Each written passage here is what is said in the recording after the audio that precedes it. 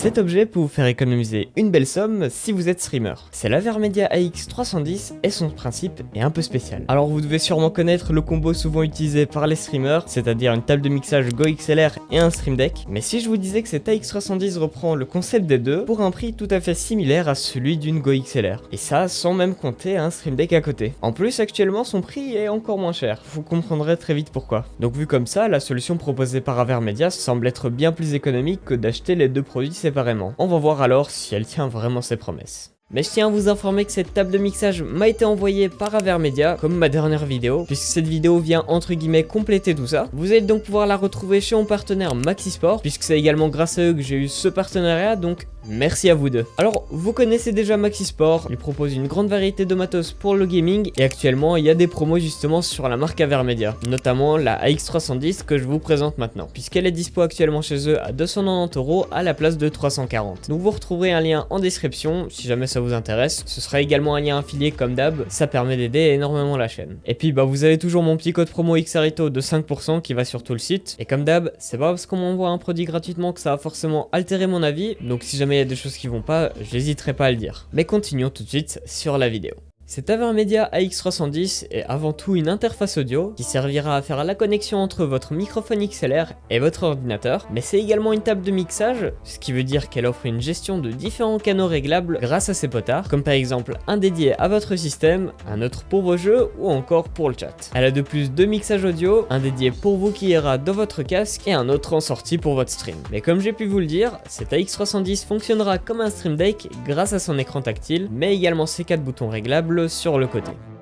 Lorsque vous ouvrez la boîte de cet AX310, vous y trouvez la table de mixage en premier, un câble USB, un câble jack, un adaptateur jack 3,5 mm vers 6,3, une alimentation et la paperasse habituelle. En plus de cela, la table de mixage repose sur un support magnétique, mais elle peut être également utilisée sans ce support. L'AX310 est relativement bien construite puisqu'on a de belles finitions sur le plastique, qui est d'ailleurs un plastique mat qui fait absolument pas cheap. Les 6 potards rotatifs ont une bonne sensation, chaque cran étant parfaitement perceptible. Cependant, les 4 boutons sur le côté droit de l'écran pourraient bénéficier d'une amélioration en termes de sensation. Pour être sûr qu'ils s'activent, il faut bien appuyer au milieu. Et ça pour le coup, ça m'est déjà arrivé plusieurs fois de cliquer sans que rien ne se passe au final, puisque j'ai mal cliqué. En ce qui concerne les dimensions, cette AX310 mesure environ 22 sur 15 sur 10 cm et elle est légèrement plus basse sans le support, environ 3 cm en hauteur en moins. Cette table de mixage est équipée d'un écran tactile IPS de 5 pouces. Je ne sais cependant pas la résolution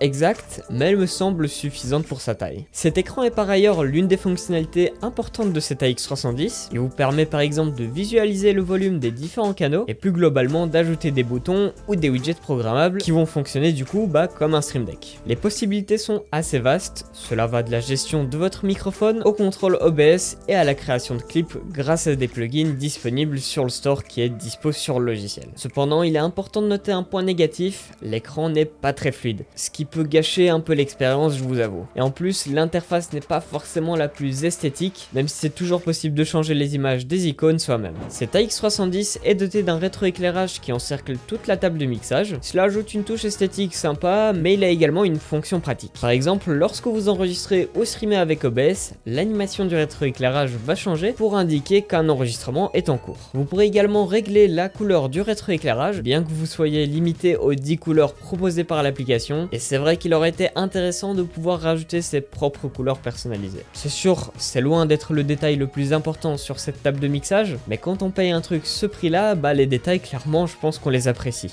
Alors, je vous parle depuis un moment d'un logiciel. Ce logiciel c'est Avermedia Creator Central. Au premier abord, ce logiciel peut paraître un peu compliqué, et c'est vrai que la configuration initiale n'est pas forcément la plus rapide, mais une fois que vous avez tout configuré, vous n'avez plus rien à faire. Alors cette application vous permet de configurer les widgets, le rétroéclairage RGB et même d'ajouter des effets audio à votre microphone comme un égaliseur, un noise gate ou encore un compresseur. Avec la possibilité d'importer également des pré-réglages pour différents microphones. Alors il n'y en a pas beaucoup à vrai dire, 4, mais il y a notamment le Shure SM7B qui est le micro par excellence des streamers. Sinon, je vous ai pas encore parlé des connectiques. Alors cette AX310 possède diverses prises du coup. Elle aura notamment une prise casque en jack 3.5. Il est d'ailleurs possible, comme sur la plupart des interfaces audio, d'avoir un retour sans latence de votre micro dans votre casque. Une prise line-out, également en jack 3.5. Cette sortie vous permet de connecter des haut-parleurs externes par exemple, mais évidemment aussi une prise XLR couplée avec un jack 6,5 mm pour brancher donc votre micro. Elle aura également une line-in jack 3.5, comme je l'avais expliqué dans ma dernière vidéo sur le boîtier de capture Live Gamer Extreme 3. Cela permettra d'acheminer le son de votre appareil que vous capturez vers la table de mixage. Par exemple, lorsque vous streamez, vous pourrez entendre à la fois le son de votre PC de stream ainsi que celui de la console que vous capturez dans le même casque. Vous trouverez sinon une prise optique offrant des fonctionnalités donc similaires à la prise line-in, une prise USB de type B pour connecter la table de mixage au PC et finalement une prise DC servant à l'alimentation.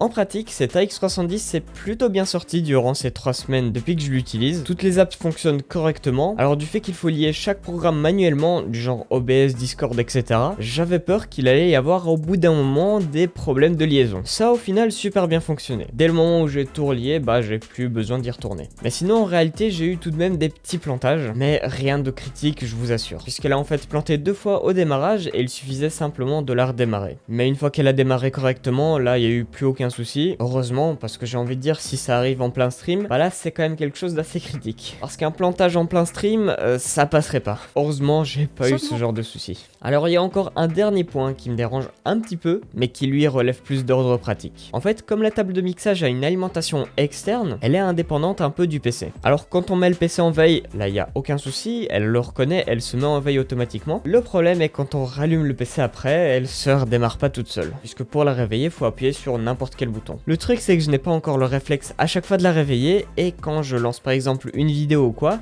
je me retrouve parfois à attendre une vingtaine de secondes le temps que elle démarre. Alors oui, c'est clairement du détail, mais je préfère quand même vous le dire. Et pour finir, si vous vous demandez comment rend le son de mon micro dans cette interface audio, sachez que depuis ma dernière vidéo, je l'utilise pour enregistrer ma voix. J'ai simplement rajouté un petit égaliseur pour augmenter un peu les basses et les aigus et je trouve que le son est vraiment bien comme ça. Alors si on revient du coup quand même au début, donc vu comme ça, la solution proposée par Avermedia semble être bien plus économique que d'acheter les deux produits séparément. Du coup certes c'est bien plus économique, mais il faut quand même savoir qu'un Stream Deck offre bien plus de plugins et donc par conséquent est plus complet que cette table de mixage. Et du coup c'est à vous de voir si jamais vous avez absolument besoin de certaines applications spécifiques au Stream Deck ou vous saurez vous en sortir sans. Je pense du coup en avoir assez dit. Encore merci à Avermedia qui m'a envoyé le produit. Comme d'hab, vous retrouverez un lien affilié en description qui permet d'aider la chaîne. Et puis si jamais la vidéo vous aura plu, pensez à mettre un petit pouce vers le haut. Également à vous abonner à la chaîne si ce n'est pas encore fait.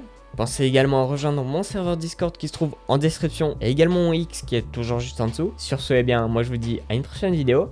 Ciao tout le monde, c'était XR.